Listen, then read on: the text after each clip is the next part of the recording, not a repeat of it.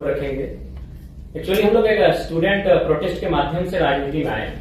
कोई आइडिया नहीं था कि पॉलिटिक्स कैसा होता है, और खासकर कभी मुखिया का चुनाव नहीं लड़े तो बंदे अगर सांसद का चुनाव लड़ेंगे तो ये तो आइडिया ही नहीं था। तो हमने एक स्टूडेंट का प्रोटेस्ट था झारखंड में, वहां आए, मीडिया के सामने अपनी बातों को रखा, मीडिया में कवरेज मिला, तो पूरे राज्य में हमारे विचारों को सर्कुलेट किया गया।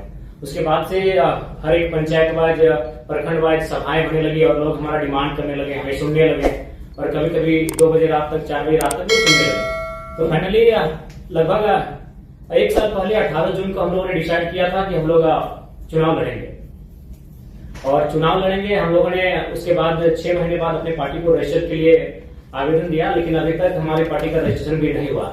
और बाकायदा हम लोग 1 साल के कम समय में चुनाव लड़े और बहुत दमदार तरीके से चुनाव लड़े, और झारखंड के हिस्ट्री में फर्स्ट टाइम कोई इंडिपेंडेंट कैंडिडेट 27% मतलब वोट लेके आया है।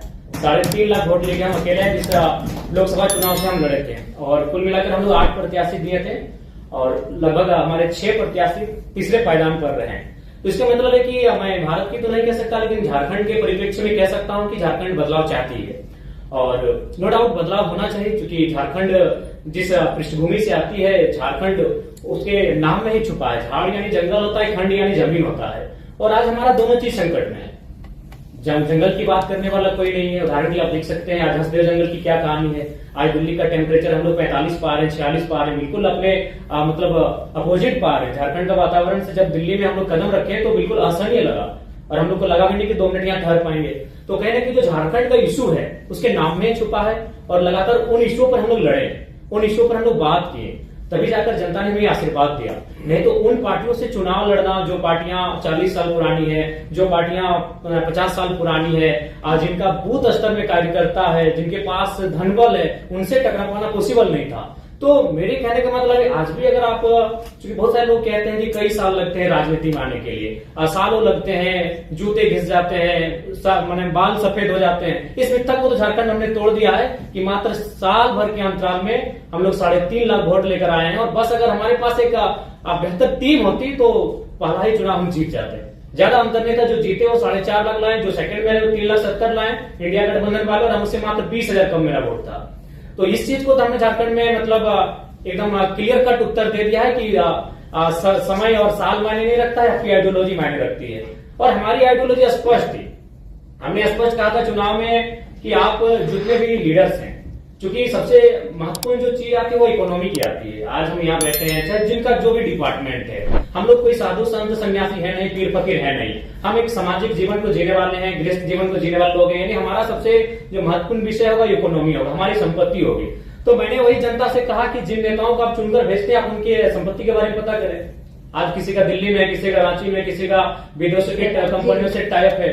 एक आपकी बात बनाए भी है, इतना यूथ भी है, तो उसके बारे में आपको क्या लगता है? मेरी भी आशा है कि आप जैसे और लोग चुनाव जीते। हमें जरूरत है, इस बार सिर्फ 7 इंडिपेंडेंट कैंडिडेट हैं, हमें चाहिए कि एक स्ट्रॉन्ग डेमोक्रेसी के लिए और आए, क्योंकि आप मुद्दे उठा रहे हैं जो रेलेवेंट मुद्दे हैं।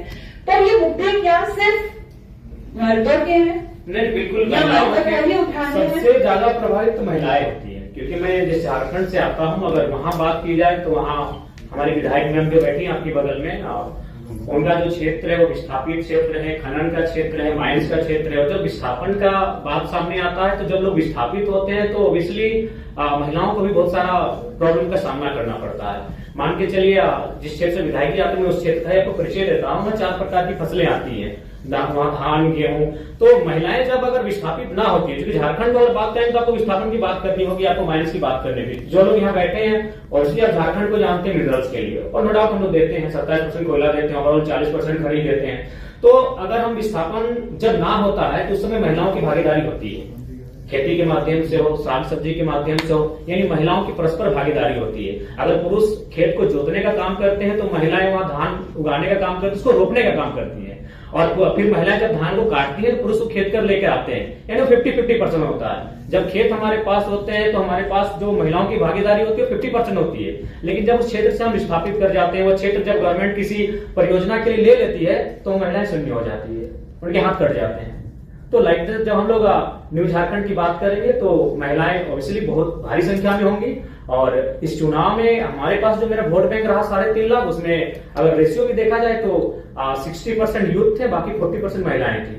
तो कहीं ना कहीं उसमें उस दिशा में हम लोग अच्छा काम किए हैं और महिलाओं को अच्छा कनेक्ट भी किए हैं, क्योंकि महिलाओं ने भी इस समस्याओं को देखा। आज अकॉर्डिंग टू कोरोना के टाइम का जो हमारे पास रिपोर्ट था, उसमें 12 लाख झारखंड के प्रवासी मजदूर मिले और उन प्रवासी मजदूर की जो पीड़ा है, उन महिलाओं ने भी घर बैठकर देखा कि दिवाली है, होली है या ईद है, उनके बेटे उन्हें प्रदेशों से बधाई भेजते हैं, उनके बेटे उनको विदेशों से बैठ के बधाई भेजते हैं। तो कहीं ना कहीं हमने उनको कनेक्ट किया, उन मुद्दों से महिलाओं को भी हमने कनेक्ट किया, इसलिए महिलाएं भी खुलकर आई और हमारे पक्ष में मतदान की। और हम आशा करते हैं, क्योंकि हम लोग बार बार कहें हम लोग एक लर्नर हैं और आज इस कॉन्फ्रेंस हॉल में हम लोग भी कुछ सीखने के लिए आए हैं। मैं आपको बताना चाहूंगा, मेरे गिरिडीह लोकसभा में 2261 बूथ हैं। हमको लगता है कि 1200 से 1300 बूथ में हमारा बूथ एजेंट बैठा था, 1000 बूथ में हमारा एजेंट नहीं बैठा था।